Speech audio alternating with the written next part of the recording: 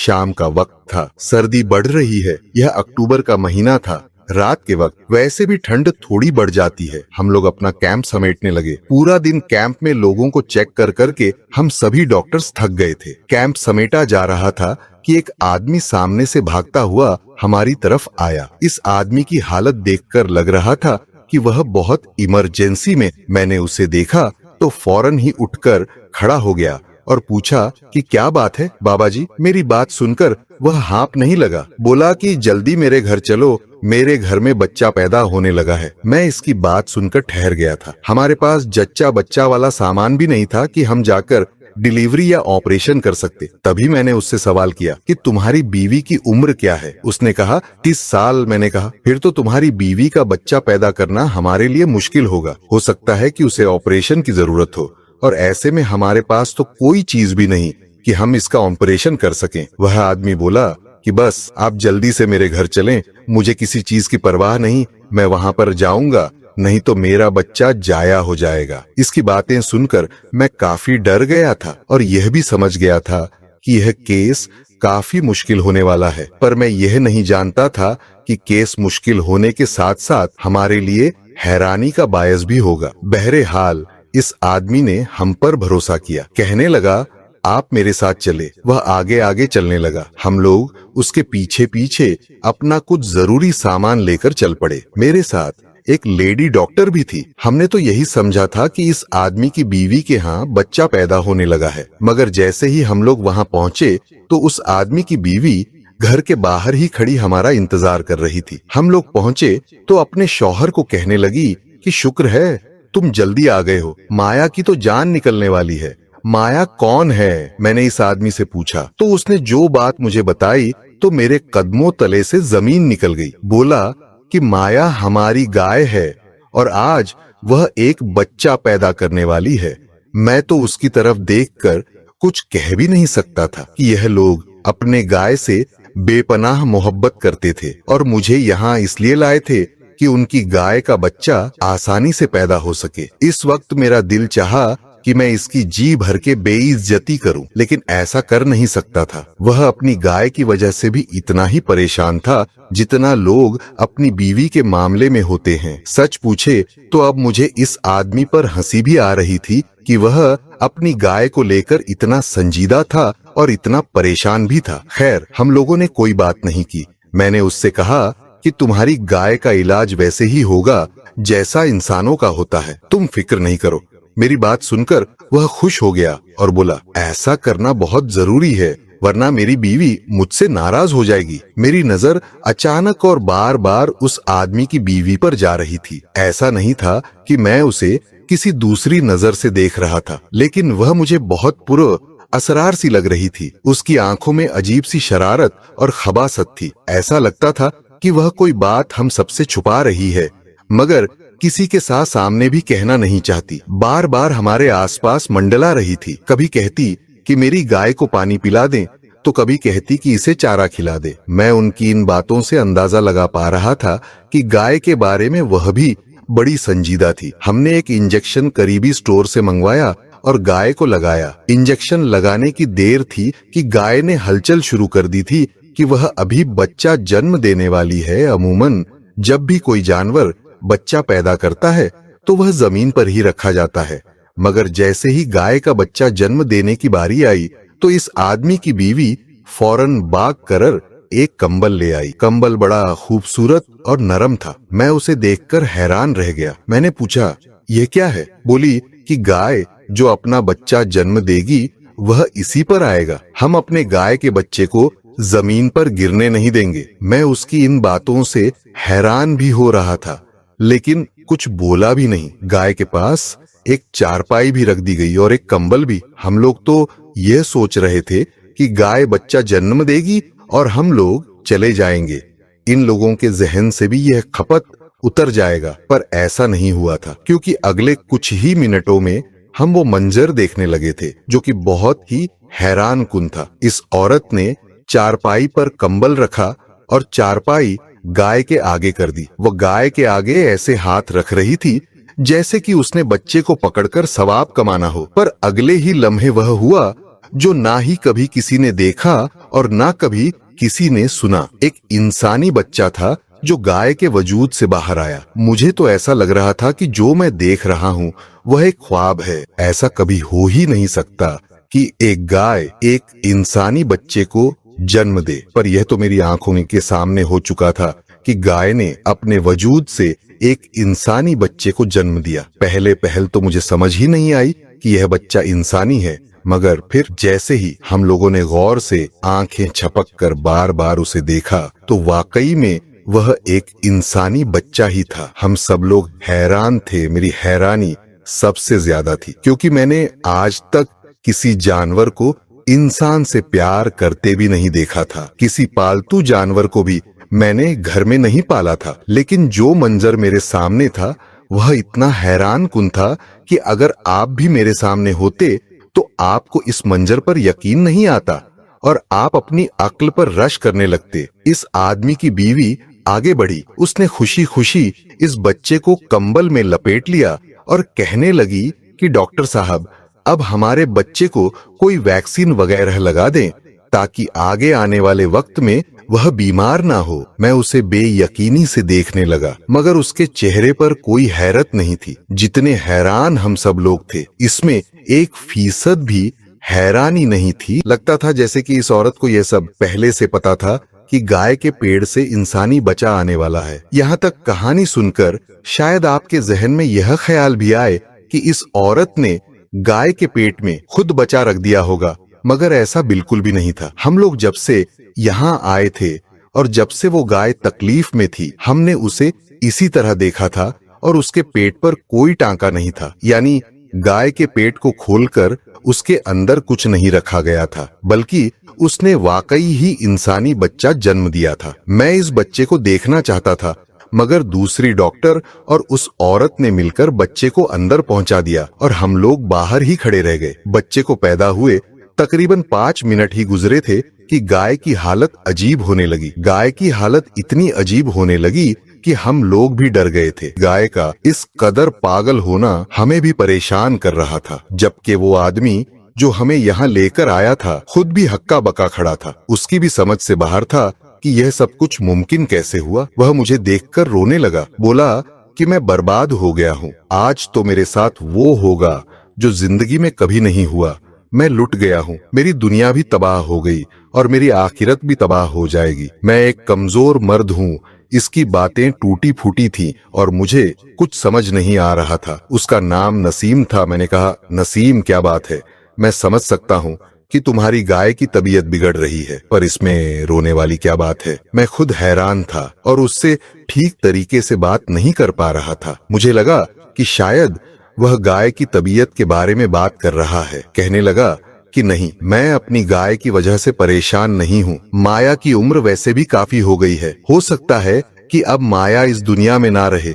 मुझे तो इस बच्चे ने लूट लिया। मुझे इस बच्चे ने कहीं का नहीं छोड़ा। वह अपने सर को पीटता एक तरफ बैठ गया था, जबकि मेरी तवज्जो सारी की सारी इस गाय की तरफ थी। गाय वाकई में बहुत बेचैन हो गई थी। बस कुछ ही देर वह तड़पने के बाद अपनी जान निकालने पर मजबूर हो गई थी। वह जमीन पर यूं गिर पड़ी जैसे उसे बहुत सख्त तकलीफ हो रही हो। मैंने करीब जाकर देखा तो उसके मुंह में खून था। मुझे यह सब कुछ अजीब लग रहा था। लगता था कि इस गाय पर बहुत ज्यादा जुल्म हुआ है, लेकिन मुझे नसीम ने बताया कि ऐसी बात नहीं है। दरअसल किस्सा बहुत मुख्तलिफ है। आप भी सुनेंगे तो हैरान रह जाएंगे और मेरे नसीबों पर रोएंगे। नसीम यह कहकर मेरे सामने ही बैठ गया। मैंने उससे पूछा कि क्या माजरा है, इसमें रोने वाली क्या बात है। फिलहाल मैं इस बच्चे वाले वाक को भूल गया था, क्योंकि इसे वह औरत उठाकर अंदर ले गई थी। हमारी एक लेडी डॉक्टर भी नसीम की बीवी के साथ अंदर कमरे में गई थी। मेरे दिल में यह इत्मीनान था कि मैं लेडी डॉक्टर से पूछकर सारी मालूमात हासिल कर लूंगा, क्योंकि हमें यह नहीं पता था कि अंदर क्या हुआ है, क्योंकि हम तो बस बाहर के हालात और वाकयात को जानते थे। नसीम की आंखों से आंसू बहने लगे। कहने लगा, आज के बाद मेरी दुनिया भी बर्बाद है और आखिरत भी बर्बाद है। मेरा तो ईमान कमजोर था, इसका ईमान मजबूत था। मेरी बीवी मुझसे जीत गई और मैं हार गया। नसीम की यह बातें सुनकर मुझे हैरत होने लगी। मुझे ऐसा महसूस होने लगा जैसे वह सठिया गया हो। नसीम, तुम मुझे खुलकर बता सकते हो कि क्या माजरा है? मैंने उससे पूछा तो वह रोने लगा। रोते रोते अचानक चुप हो गया और कहने लगा, मैं आपको अपनी कहानी अपने लफ्जों से सुनाने की बजाय एक ऐसा मंजर दिखाऊंगा कि देखकर आपके भी रोंगटे खड़े हो जाएंगे और आपको मुझ पर रहम आएगा। आप समझ जाएंगे कि मैं किस कदर मजलूम इंसान हूँ। इतना कहकर नसीम ने मुझे उठने को कहा। मैं उठा तो वह मुझे अंदर वाले कमरे में लेकर गया, जहां उसकी बीवी डॉक्टर शाजिया के साथ खड़ी थी। मैंने देखा कि नसीम की बीवी बहुत खुश लग रही थी। उसके चेहरे पर तो जरा भी हैरानी न थी। लेकिन फिर नसीम ने एक ऐसी चीज मुझे दिखाई जिस पर नजर पड़ते ही मेरी तो जान निकल गई। मुझे लगा मैं कोई ख्वाब देख रहा हूँ। किसी इंसान की बीवी ऐसी भी हो सकती है। मैं तो कभी ख्वाब में भी नहीं सो सकता था। मैं चुपचाप बाहर आ गया। मेरे मुंह पर सिर्फ खामोशी का ताला लगा हुआ था। नसीम ने मेरे आगे हाथ जोड़े और कहने लगा, खुदा के लिए मेरे दोस्त मेरी मदद करो, वरना मैं बर्बाद हो जाऊंगा। मैं तुम्हारे सामने बहुत मजबूर होकर हाथ जोड़ रहा हूँ, वरना कोई इंसान किसी दूसरे इंसान के सामने नहीं झुकता, सिर्फ खुदा के सामने झुकता है। पर तुम मेरी मजबूरी समझ गए हो। मेरी बीवी को हरगिज इस बात का पता नहीं चले। तुम ऐसा कर लो कि अपने किसी दोस्त से मशवरा करो। इस सूरत हाल के बारे में मुझे बताओ, मुझे क्या करना चाहिए? मेरे पास सिर्फ 1 हफ्ते का वक्त है। इसके बाद मैं मुकम्मल तौर पर बर्बाद हो जाऊंगा। नसीम के जुड़े हुए हाथ देखकर मुझे अर्स आ गया। मैंने सोचा कि मुझे नसीम की मदद करनी चाहिए। वह बहुत बड़ी मुसीबत में मुब्तला था। इसकी हर एक चीज खतरे में थी। अगरचे इसके घर में एक इंसानी बच्चा आ गया, लेकिन नसीम की तो जान पर बनी हुई थी। अगर नसीम की जगह कोई भी होता तो ऐसा ही सोचता। मैंने नसीम से वादा किया था कि मैं उसकी मदद करूंगा। डॉक्टर शाजिया जब कमरे से बाहर आई तो मैंने उन्हें भी सारी बात बता दी। मेरी बात सुनकर डॉक्टर शाजिया को ज्यादा हैरत नहीं हुई थी। डॉक्टर शाजिया ने वादा किया कि वो इस मामले में मेरी मदद जरूर करेगी, लेकिन मैं और डॉक्टर शाजिया अकेले कुछ नहीं कर सकते थे। हम लोग जब शहर पहुंचे, हमारे पास नसीम का राब्ता नंबर भी था। हमने जाकर उसके बच्चे की बनाई हुई तस्वीरें बाकी डॉक्टर्स को भी दिखाई। वैसे तो हमारे जितने भी डॉक्टर्स थे, लेकिन हमारे ग्रुप में एक सीनियर डॉक्टर भी था जिनकी उम्र 40 से 50 के दरमियान थी। वो इन मामलात को फौरन समझ जाते थे। बच्चे की तस्वीरें और डिलीवरी की कहानी सुनने के बाद डॉक्टर हसन ने हमसे कहा कि हमें इस मामले में नहीं पड़ना चाहिए। यह सुनकर मुझे बड़ी हैरत हुई थी। हम नसीम की मदद करना चाहते हैं। डॉक्टर एहसान, आप ऐसी बातें कर रहे हैं, सरासर खुदगर्जी है। आपको कुछ तो एहसास करना चाहिए। इस बेचारे का कसूर ही क्या है? वह तो महज औलाद की खुशी चाहता था कि इसके साथ यह सब हो गया। मेरी बात सुनकर डॉक्टर एहसान मुस्कुराया और बोला, मैंने यह कब कहा है कि तुम लोग उसकी मदद ना करो? मैं सिर्फ इतना कह रहा हूँ कि यह मामला तुम लोगों के बस की बात नहीं है, क्योंकि तिब्बी तौर पर तो आज तक ऐसा नहीं हुआ कि किसी जानवर ने इंसान का बच्चा जन्म दिया हो। इसलिए इस काम में पड़ने की बजाय तुम लोग किसी मौलाना को पकड़ो, किसी मौलाना से बात करो, उसे यह सारी कहानी बयान करो और उससे कहो कि वह नसीम की मदद करें और उसकी बीवी की हकीकत भी इस वक्त तक मालूम नहीं होगी जब तक तुम लोग किसी मौलाना से राब्ता नहीं करते, क्योंकि यह मामला मेडिकल की समझ से बाहर है। यह मामला रूहानी तौर पर हल करने वाला है। डॉक्टर हसन की बात अब मेरी समझ में आ गई थी। डॉक्टर शाजिया ने भी मुझसे यही कहा कि हमें किसी मौलाना से बात करनी चाहिए, क्योंकि ऐसे मसाइल में उनका मशवरा लेना बड़ा जरूरी होता है। मैं भी यह बात समझ गया था। मेरे पास वक्त कम था, मेरी मसरूफियत भी बहुत ज्यादा थी, पर मुझे नसीम के जुड़े हुए हाथ याद आ गए। उसने मुझसे बहुत बड़ी बात कही थी। नसीम ने कहा था कि मेरे दोस्त, मुझे बर्बाद होने से बचा लो। इसलिए मैंने मौलाना साहब के सामने जाकर सारी कहानी बयान कर दी। सारी बात सुनने के बाद वह भी हैरान हो गए। कहने लगे, मैंने आज तक ऐसी किसी चीज के बारे में नहीं सुना। पहली बार मैं तुमसे सुन रहा हूँ कि ऐसा भी कुछ होता है, वरना तो तुम्हें पता है मैं एक रूहानी शख्सियत हूँ। मेरे पास ऐसे कई केस आए हैं, लेकिन जो तुम बता रहे हो कि एक गाय ने इंसानी बच्चा जन्म दिया है, ऐसा मैंने पहली बार सुना है।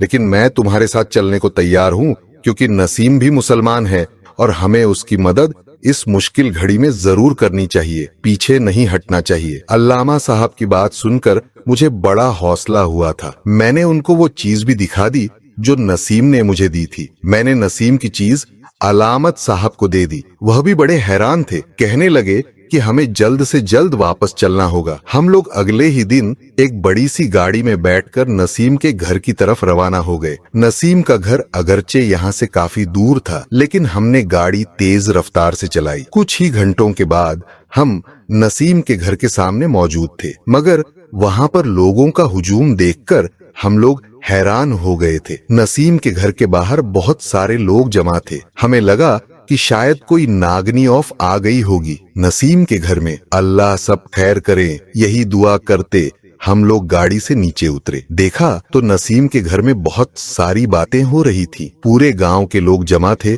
और सब लोग एक ही बात कर रहे थे कि अब तो नसीम को अपनी बेगम की बात मानना पड़ेगी। उसकी बीवी ने अपनी शर्त पूरी कर दी है, अब नसीम को अपनी शर्त पूरी करना होगी। सब लोग उस बच्चे को देखने आए थे जो कि गाय ने जन्म दिया था। नसीम की बीवी खुशी खुशी सबको वो बच्चा दिखा रही थी। उसकी आंखों में एक अजीब सी मस्ती थी, मगर उसके चेहरे पर वहशत बरस रही थी। उसके वजूद से ममता तो बिल्कुल ना छलक रही थी। लगता था जैसे किसी खिलौने को उठाकर फिर रही है, मगर मैं उसकी हकीकत से अभी तक वाकिफ नहीं था। अल्लामा साहब ने कहा कि वह नसीम से बात करेंगे, मगर अकेले कमरे में, और हमें भी कुछ नहीं बताएंगे। नसीम जब अल्लामा साहब से मिला तो बड़ा खुश हुआ। अंदर कमरे में जाकर तन्हाई में उनसे बात करने के बाद जब वह बाहर आया तो उसके चेहरे पर एक अजीब सा रोप था। उसने सबको बावाज बुलंद पुकारा और कहने लगा, मेरे घर से यह तमाशा खत्म करो, तुम लोग यहाँ से चले जाओ। जब मैं कहूँ तो वापस आ जाना, इस तमाशे से भी बड़ा तमाशा देखने को मिलेगा। नसीम की बात सुनकर सब लोगों ने मुंह में उंगलियां दबा ली। लगता था कि कोई भी नसीम की इस बात से खुश नहीं हुआ था, मगर इससे बड़ा तमाशा क्या हो सकता था। अल्लामा साहब ने नसीम को ऐसी क्या बात बोल दी। मैं भी सोचने लगा, अल्लामा साहब ने यह बात मुझे भी नहीं बताई थी। हमें भी घर से बाहर निकाल दिया गया। मैं और डॉक्टर शाजिया गाड़ी में आ गए थे। हम लोग इंतजार भी कर रहे थे कि कब यह राज खुलेगा। मुझे सबसे ज्यादा बेसब्र से इंतजार इस बात का था कि नसीम की बेगम के कब असली रंग सबके सामने आ जाएंगे और हमें भी इसकी असलियत देखने को मिलेगी, क्योंकि इस वक्त सारा गांव नसीम की बेगम को बहुत पहुंची हुई कोई चीज मान रहा था, मगर किसी को यह नहीं पता था कि असल वाकया क्या है। जो भी आता वह इस गाय को देखता है और इस करामत को देखकर अश अश कर उठता था। इंतजार करते करते अजान हो गई। मगरिब की अजान के साथ ही नसीम ने खुशी से हम सबको घर में दाखिल होने के लिए कहा था। जब हम लोग घर में दाखिल हुए तो घर का मंजर ही अजीब सा था। पूरे घर में मोमबत्तियां जलाई गई थी। एक सार खींचकर नसीम की बीवी को उसके अंदर बिठाया गया था, जैसे कोई मुजरिम किसी कटहरे में खड़ा होता है। नसीम की बीवी भी वैसे ही खड़ी थी। अल्लामा साहब कुछ फासले पर कुर्सी पर बैठे हुए थे कि चेहरे पर एक सन्नाटा और रोब तारी था। कुछ ही देर गुजरी थी कि उन्होंने अमलियात करना शुरू कर दिए। वह ऊंची आवाज में आयतल कुर्सी का वृद्ध कर रहे थे, साथ ही कुछ दवाएं भी पढ़ रहे थे। अभी इस बात को 5 मिनट भी ना गुजरे होंगे कि नसीम की बीवी को तकलीफ होने लगी। वो चिल्लाने लगी, बंद कर दो ये सब कुछ पढ़ना, वरना मैं तुम्हें लाकर राख कर दूंगी। नसीम की बीवी के यह अल्फाज सुनकर गांव वालों पर भी सख्ता तारी हो गया तो खुद अपने मुंह से ये सारी हकीकत अपने गांव वालों को बता दे, वरना मुझसे बुरा कोई नहीं होगा। तुझे अपने अंजाम तक पहुंचने से रोक नहीं सकेगा। कोई अल्लामा साहब की बात सुनना थी कि वह औरत हाथ जोड़कर माफी मांगने लगी। मुझे माफ कर दो, मैं सब कुछ सच सच बता आती हूँ। आइंदा के बाद ऐसी बात मेरे मुंह से ना निकलेगी। मैं यह गांव छोड़कर चली जाऊंगी। नसीम की बीवी ऐसे गिड़गिड़ा रही थी जैसे उससे कोई बहुत बड़ा जुर्म हो गया हो। उसने अपने आंसू पोंछ और सबके सामने सर झुकाकर बोली, ये सच है कि मैं गुनहगार हूँ, मुझसे बहुत बड़ी खता हो गई है। मैं नसीम की बेगम हूँ। मैंने बहुत अरसा पहले इस्लाम कबूल किया था, मगर मैं दिल से हिंदू थी और हमेशा रहूंगी। मैंने कभी नसीम के मजहब को तस्लीम नहीं किया। मैं उल्टा नसीम को भी अपनी मोहब्बत में फंसाकर अपने मजहब की तरफ लाना चाहती थी। मैं चाहती थी कि नसीम भी एक हिंदू बन जाए, मगर मैं यह बात नसीम को नहीं कहती थी, क्योंकि मैंने आज तक हिंदुओं को मुसलमान बनते देखा है, मुसलमानों को हिंदू बनते नहीं देखा। बस मेरे दिल में यही अरमान था कि नसीम किसी तरह से हिंदू बन जाए। शादी के बाद जब हमें पता चला कि हमें औलाद नहीं होगी, तो मैंने नसीम से कहा कि तुम मुझसे शर्त लगा लो, अगर मैं तुम्हें औलाद पैदा करके दूं और भी अपनी माता के पेड़ से, तो क्या तुम मेरे मजहब में दाखिल हो जाओगे? कुछ दिन तो नसीम इस बात पर बहस करता रहा कि यह बात मुमकिन ही नहीं है, मगर फिर मैंने कहा कि फर्ज करो अगर ऐसा हो जाए तो क्या तुम मेरे मजहब में दाखिल हो जाओगे? नसीम ने कुछ सोच कर कहा था कि हाँ, मैं तुम्हारे मजहब में दाखिल हो जाऊंगा। शायद नसीम का भी ईमान कमजोर था। एक कमजोर लम्हे में मैंने यह बात इससे मनवा ली। नसीम ने अपनी किताब की कसम खाकर कहा कि वह ऐसा ही करेगा, और फिर वही हुआ। मैंने जादू के जरिए यह हासिल कर लिया। यह बच्चा कुछ नहीं, सिर्फ आंख का धोखा है। असल में तो यह गाय का बच्चा है। वो देखो उसे मुड़कर उस औरत ने मुंह से कुछ पढ़कर उस बच्चे पर फूंका तो वह बिल्कुल गाय के बच्चे जैसा हो गया था। शाजिया हैरान होने लगी, बोली, तभी मैं कहूँ कि यह बच्चा है तो छोटा सा, पर इसका वजन 20 किलो तक लगता है। मैं भी हैरान होकर देखने लगा।